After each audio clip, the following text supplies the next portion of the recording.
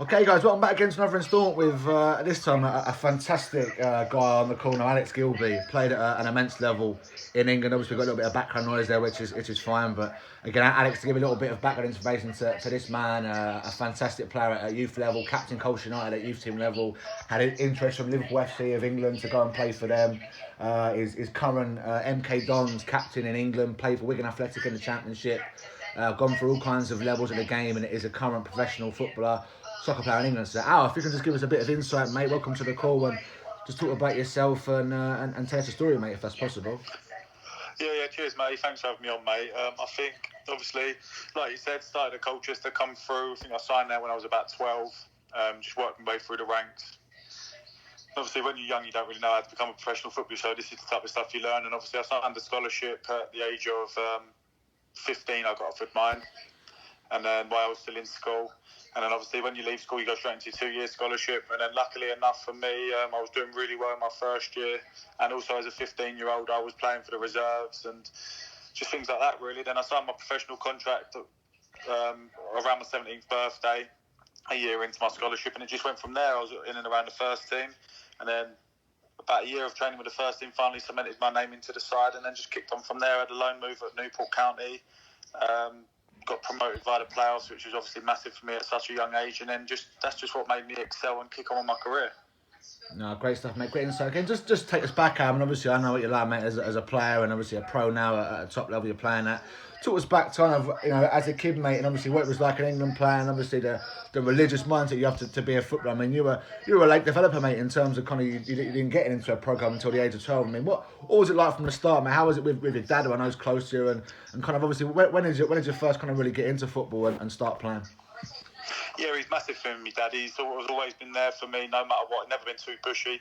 But I think I started playing football about 5 or 6 years old. I think I used to go watch him play for his local side, and then just the love come from it there. And like you said, yeah, it took me a while to get into a professional club like Centre of Excellence, because when I was younger, my main focus really was playing with my mates and just enjoying the game, really. And that's where I think I learned my best sort of football, just playing with your friends and having a good time, like no pressure.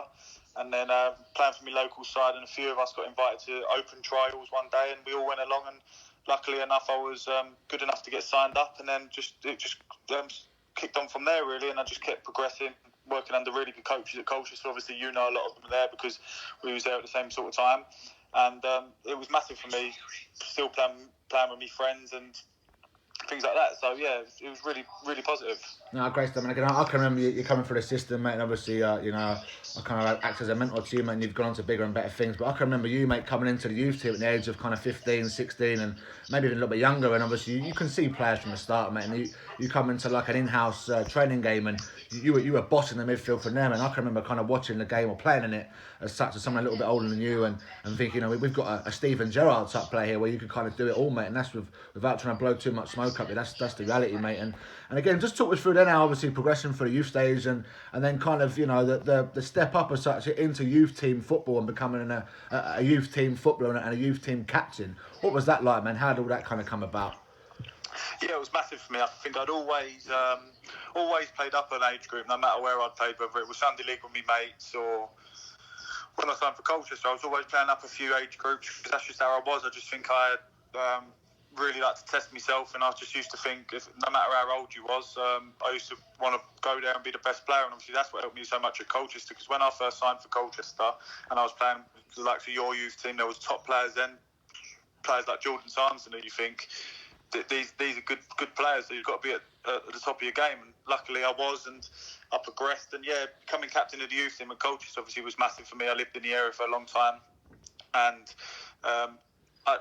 with me is what you see is what you get.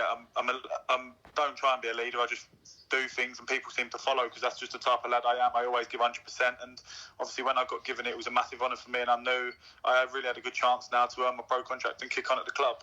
No, that's great stuff. And again, it's interesting that you say you don't really view yourself as a leader, mate. I mean, I know for a fact that you are, and I mean, we'd have good conversations on a day-to-day basis. Because I mean, I think I was the captain before you kind of took over the mantle, and you would kind of pick my brain on a regular basis of obviously how to deal with things and situations and whatnot. And again, there's no doubting that you are a leader, mate. And again, just kind of going through that, mate, in terms of youth team, and obviously then the breakaway. I mean, I can remember you going into the reserve team, mate, at the age of 16 again, and playing with guys who were double your age. And I remember one game in pre-season where we played, I can't remember the team it was now, but it wasn't the best pitch, and you went there as a 16-year-old, mate, and you went and scored 4 goals from midfield. Just talk about that progression, mate, from youth team into more kind of men's senior football, and then kind of touching upon how your pro contract come about, mate. Yeah, I just think my dad always used to say to me, like, just give it your all, and if your all ain't good enough, you just say thanks for giving me the chance, and you move on. So that's what I've done. I went into every game, and I just thought every time I had to step up and play reserve football, or even if it was 16 playing youth team football, I just think if I take my opportunity, you don't know where we're going to go. And I think it was Woodbridge Town, maybe, that game. Yeah, that's the one, mate. That's it. Yeah, I just went into the game and thought I have no pressure on me now because people ain't going to expect me to do well.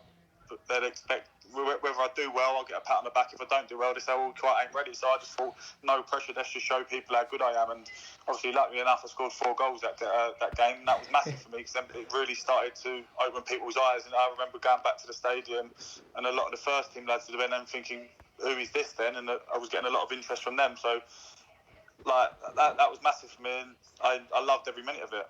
No, brilliant, man. Again, obviously touching upon then kind of going for the stages, you were youth team captain, obviously getting your pro deal on your birthday at the age of 17. I mean, just talk about there, mate, where I can recall again you were getting interest in the likes of Liverpool FC who were trying to sign you. Obviously, they could see how good you were, and again, it doesn't take long to see a player. And talk about the kind of routes you took in terms of agents, mate, because again, I know your dad, pretty well, and obviously I know that he was never really fond of you going with agents. I mean, obviously as a pro footballer, soccer player, you kind of need the right advice at the right time. But just talk about that whole transition, mate, into real, professional football and the agents and everything else that kind of comes with it.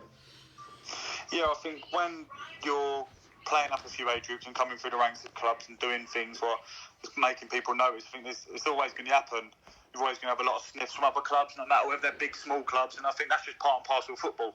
And I remember after that, I scored them 4 goals. I think that's when it really started to snowball for me, and I had a lot of players in the first team at the time, senior players who had played hundreds of Football League games, coming to me and asking if I had an agent, and was like sort of, I think I had 5 or 6 of the lads saying, come with my agent. So obviously I was a young kid at the time. It makes you spin your head, do you know what I mean? So you didn't really know what to do. So I remember going home one night speaking to my dad, and he said, right, we might have to sit down with a few people. Then I spoke to one of the lads, Michael Rose at football, and he just said to me, look, I've known these people all my life and I've been with them all my career, so like it's worth a meeting. I remember me and my dad went to meet them both, and I think 15, 16 at the time, and it just went from there. I signed for him because obviously there's only so much me and my dad knows, and when you have an agent, it starts opening different doors. They speak to different clubs, they speak to the club about contracts and things like that. So it's just they know more about the game than what we sort of did at the time because we just played it. No, of course, mate. No, definitely are. And you're right, obviously, again, talking about your agent himself, mate. I mean, Paul Terry, who's the brother of John Terry, and obviously everyone knows John Terry, England, Chelsea captain. And obviously Paul himself had a great career during the Football League. I mean, just talk about why you chose Paul Terry, mate. Obviously, I mean, you mentioned to me before that he wasn't one of these cowboy guys who was trying to offer you every kind of thing under the sun and pie in the sky. It was more about the football, wasn't it, really? Yeah, it was massively more about the football. Sort of, we all had the same similar background where we come from and what we believed in, and then straight away he wasn't trying to offer me all these boots and money and all stuff like that, which is a lot of agents do now. He just straight away he said to me, look, I just want to help you in your career and progress and get you to as high as possible. And obviously it ended up being a good decision for me and my dad because we're still with him to this day, like the same company.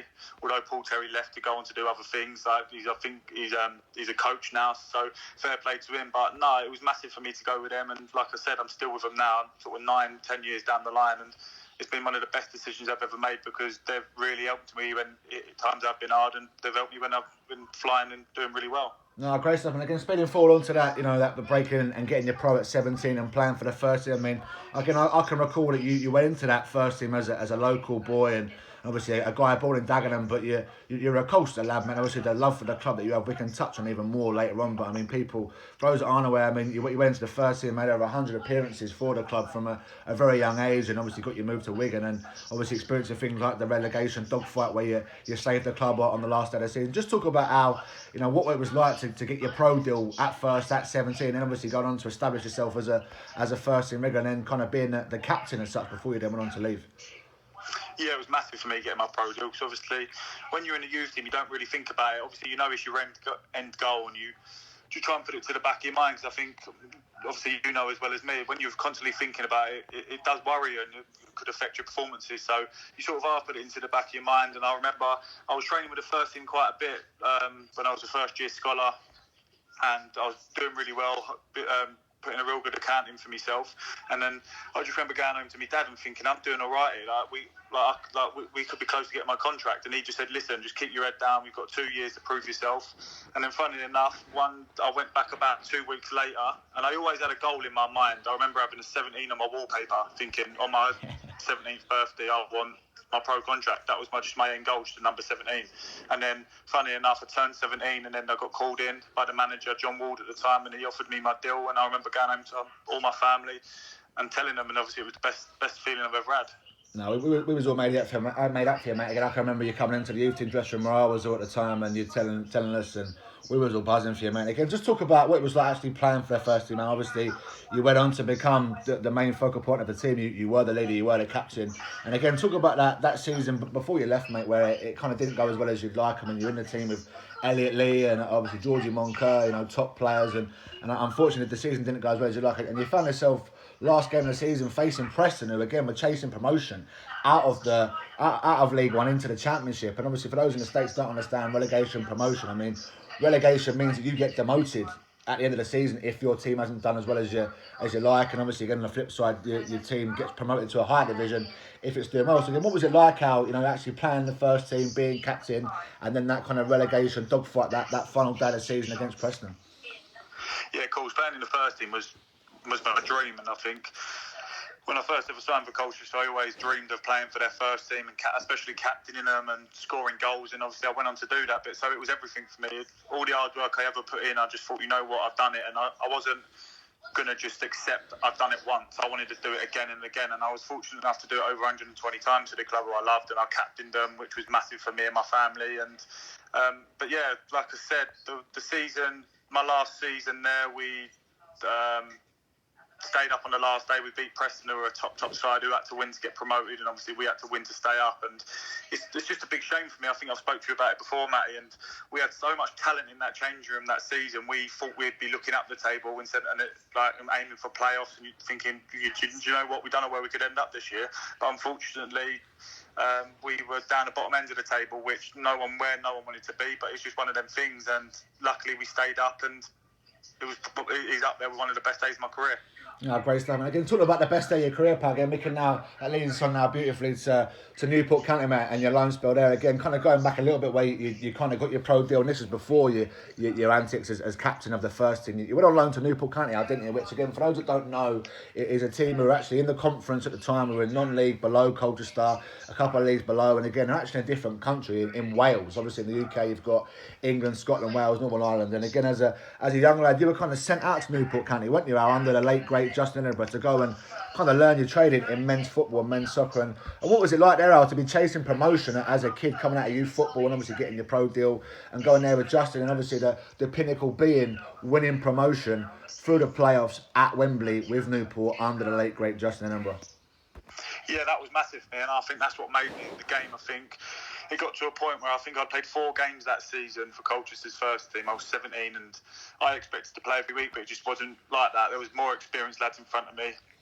And then it got to a point where I was playing youth, training with the first team through the week and playing youth team games during on the weekend, and it just got a bit too easy for me. I wasn't really giving it my all because I knew I could just cruise through games and still be the best player. And then obviously my agent noticed this, and he was like, I've got to get you out of that environment. So he sent me on loan to Newport County, which was really scary at the time because a 17-year-old kid having to move to Wales for a couple of months. I was shocked, and to be honest with you, I was scared.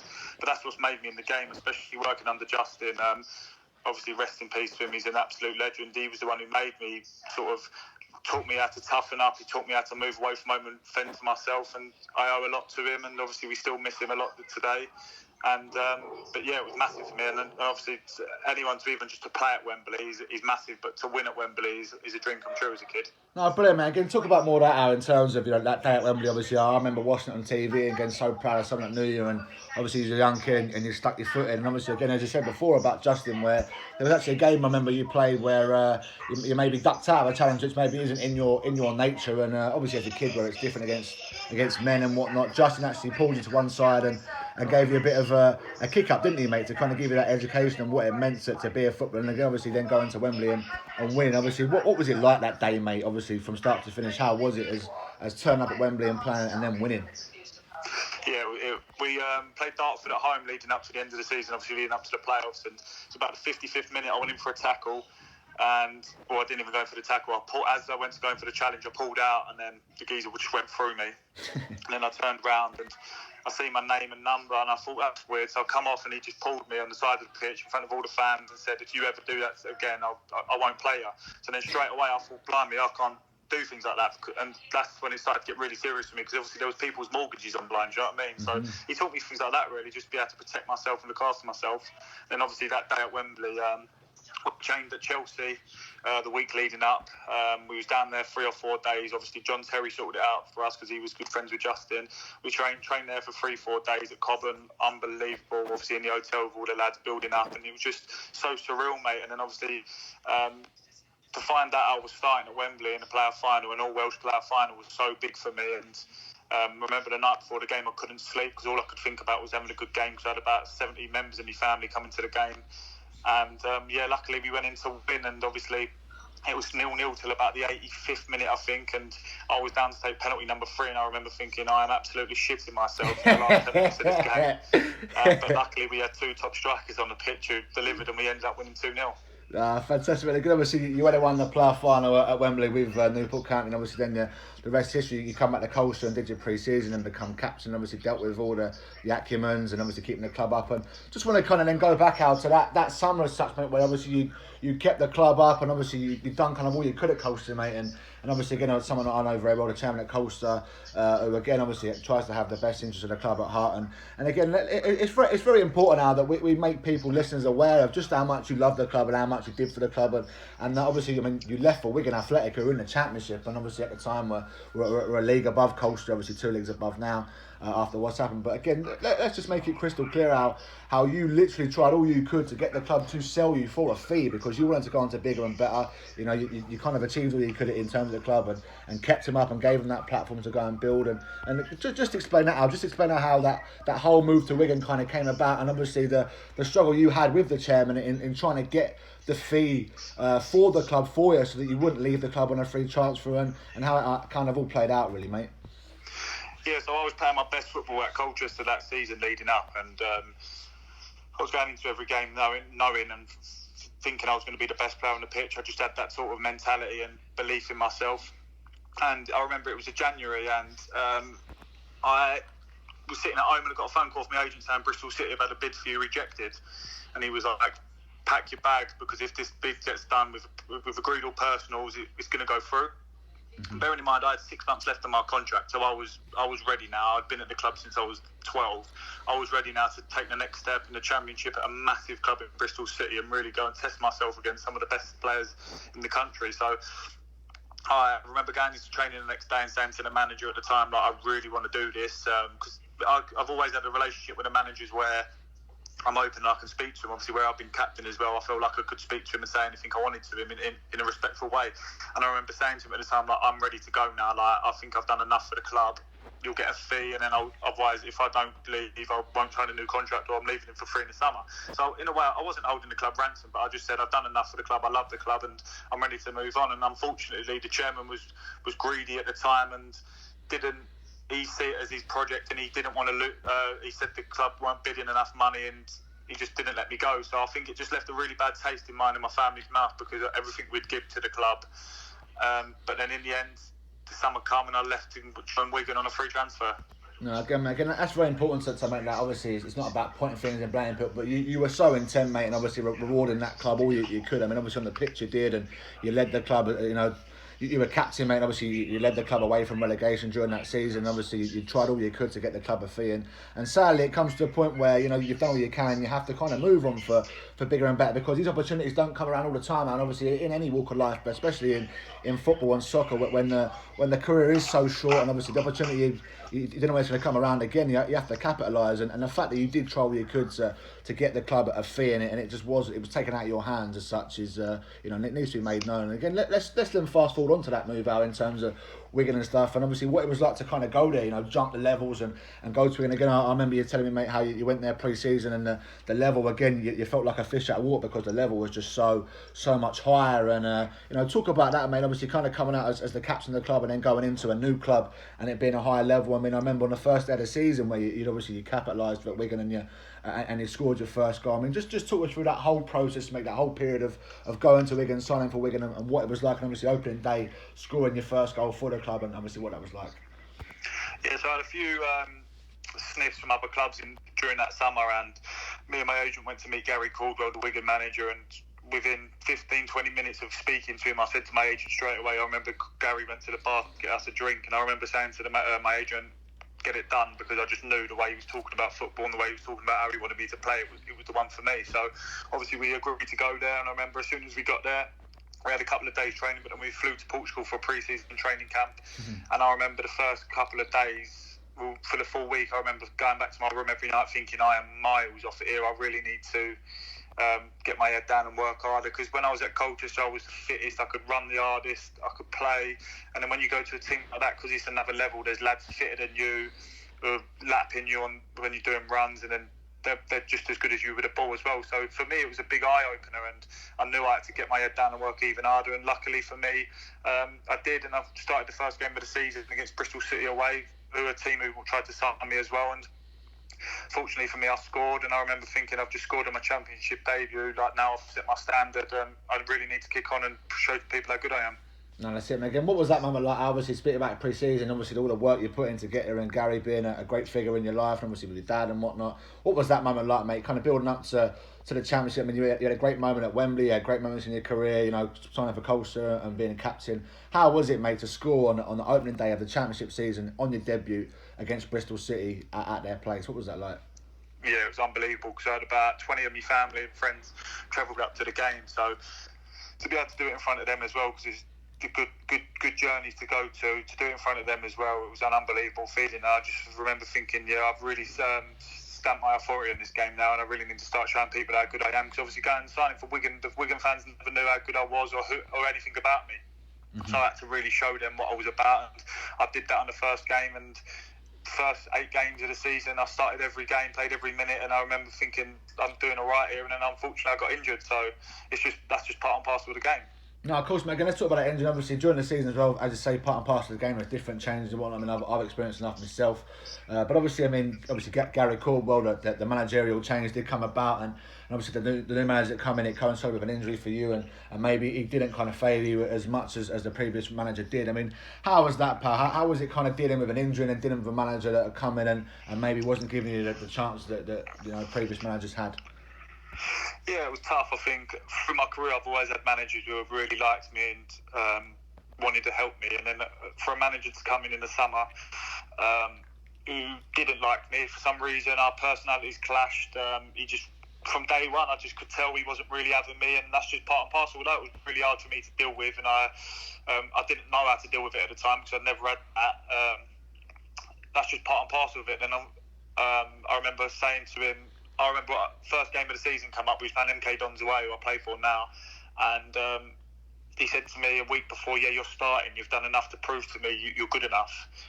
So I was thinking, happy days, I've done enough. And then the day before the game came, and he pulled me in his office and went, you're not starting anymore. And I said, why is that? He went, because the lad who I was going to drop ain't as confident as you, and it would really affect him, so you'll be able to handle it, so he's going to play. And I just, straight away, I just knew, I just grafted my nuts off for 6 weeks, 7 weeks, and to be treated like that, just I'm mentally stronger than someone, I think it was a disgrace. And I just knew then my time was up, and I kept going to him and asking if I could leave, because I weren't just happy sitting around picking up a paycheck, and he wouldn't let me. And then an hour before the window had shut, I'd travelled home to see my family, and then I got a phone call from my agent saying, "You've just been sold to MK Dons. Get yourself there ASAP and get your medical done." So it was a bit of a whirlwind thing under that manager, and just shamefully we didn't see eye to eye, and my time at Wigan was cut short when I really think I have a lot to prove still. No, I'm with you, mate. And again, obviously, for those who don't, are still kind of learning about the game in the US and whatnot, I mean, it just gives an insight, mate, into the level. And obviously, with that manager kind of saying, we're not going to play it because, you may be stronger mentally than someone else. Again, I mean, if anything, that's a backhanded compliment too. And again, it just shows a little bit where there are a lot of things you have to deal with. And again, that mental toughness and mental strength. And I mean, I want to touch more on that because obviously I know that I know you very well, mate. Obviously, I know how mentally strong you are, and obviously how much you've had to develop and grow and push. And again, you can't accept anything other than winning, mate. I mean, that's the difference between winning and losing. You have to go and get it, and you can't allow getting beat. I mean, what was it like, mate, to deal with an injury at that time, and obviously during the time where the new manager had changed? And I know you speak about where you wanted to kind of enjoy a little bit of time off, but obviously at the same time not enjoying it too much because again, otherwise you get left behind by the level. What was it like dealing with an injury, dealing with a new manager, and dealing with that balance? Again, a key word, balance between having time off but keeping yourself right at it for when you come back. Do you know what, mate? It was really tough because when I was at Colchester, I never really had any serious injuries, nothing. I always played every week, and I used to go out and socialise with my friends a lot. So I think I had a really good balance. And then obviously finally got my big move to Wigan in the Championship, which I'd been craving for a long time. Because obviously I'm the type of person who really wants to test myself at the next level. And then for 8 games in, for me to completely rupture my ankle and miss 6 months of football was really tough on me. And a part of me just thought, I'm just going to back down tools now, go out with my mates. But then another part of me said, you know what? If I do that, these teammates who I've caught up and gone past are going to fly past me again, and I'm going to have to work even harder to do it. So I obviously got straight back into the gym and worked me nuts off really to get back to the level I wanted to get back to just to play for Wigan again in the Championship. And like I said earlier, it's a shame it didn't work out at Wigan because I still think there was a lot of unfinished business there, but that's just part and parcel of football. And what I said to my old man at the time was, the 6 months I was injured for, people must have thought I was messy because the messages I used to get, you're always a better player when you're injured than when you're actually playing. So it is tough, but it's just part and parcel of it, mate. And that's why we love the game so much. People miss the ones they can't see, mate. I mean, obviously, the absence make the heart grow stronger, as they say. And I mean, exactly. your ability and your level, mate, is there for the scene. Again, just that mindset. I mean, talking about the winning mindset and mentality. And again, dealing with it all, mate, because obviously, guys that maybe are trying to get into the game, like we did as kids, mate, where you think maybe pros, what have they got that I haven't? And again, it's not a case of it's a magic wand or such. It's a case that you literally have to go in and graft and learn and pick up things and literally immerse yourself in such a way that you deal with things in such a level that you can go and surpass people. And again, a lot of it, we're talking to Jody Brown, Gilbey, who I know you're very close with, mate, and obviously I know he's had a big impact on you as well as myself. And we're talking about the likes of Danny Cowley, who's now at Huddersfield, again another local lad in the Essex area who's gone to Huddersfield for a different route, and the importance of doing the simple things right, mate. Obviously people talk about the complex level of obviously ability and whatnot, but if you can do the simple things right and do them repetitively and consistently and do them better than anyone else, I mean that's a massive step. And obviously that move you then got to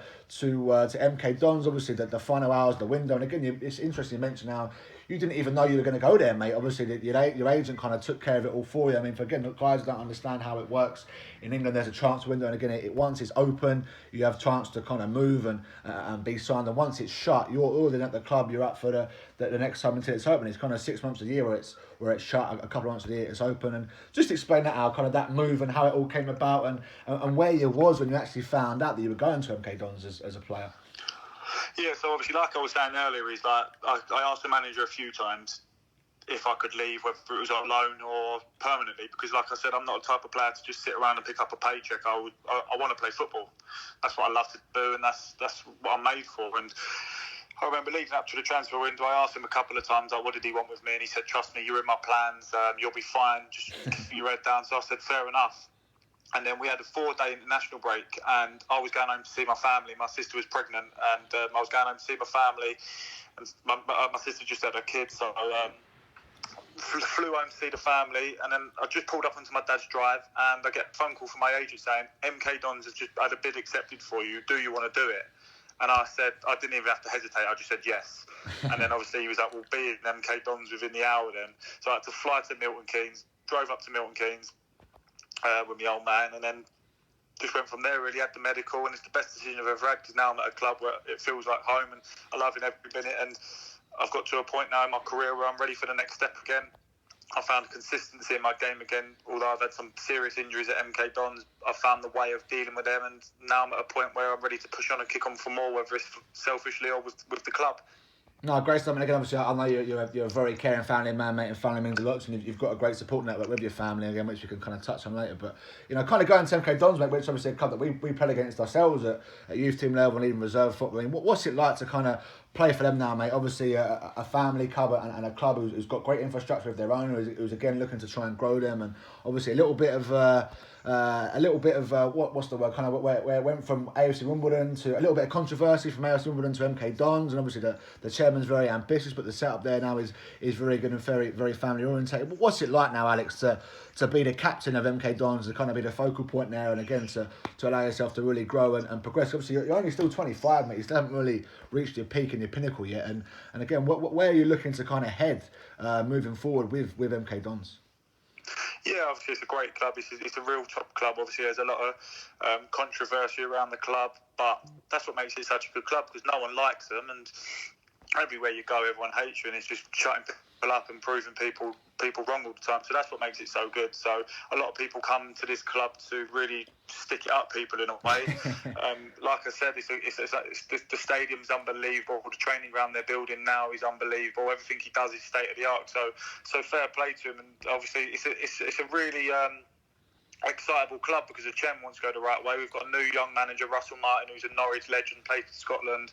But one of my former teammates, he's now the gaffer, and he's just come in and he's ambitious, and he said, look, we need to get this club back to the Championship. And obviously, where he was one of my teammates, I get on really well with him, and I speak to him every single day. And I just said to him, look, listen, I want to get back to the Championship, or as high as possible, so I'm going to drag the club there, and unfortunately if that don't work, I'll have to go myself. And he completely understands, because he's an ambitious man as well. So just really for my career, I'm just looking to get back to the Championship, because I think I never got my fair shot there last time, and I really feel like I've got a lot to prove, and I know for a fact I will get there in the next couple of years. No, mate, again, I know you've got that burning desire, mate, and burning mentality, also ability to kind of go there. Obviously, we talk about what's the important components. Is it athleticism in the States they speak about? Is it ability? Is it mindset? Is it diet? I mean, again, it all adds in, mate. And again, for people listening, you can tell that this guy here we're talking to, ladies and gentlemen, Alex Gilbey, is a proper pro. I mean, make no mistake, this guy's been through his fair shares of ups and downs, and again, the reason he is where he is, and the reason he's played at where he's played, and the reason why he's going to continue to progress is because of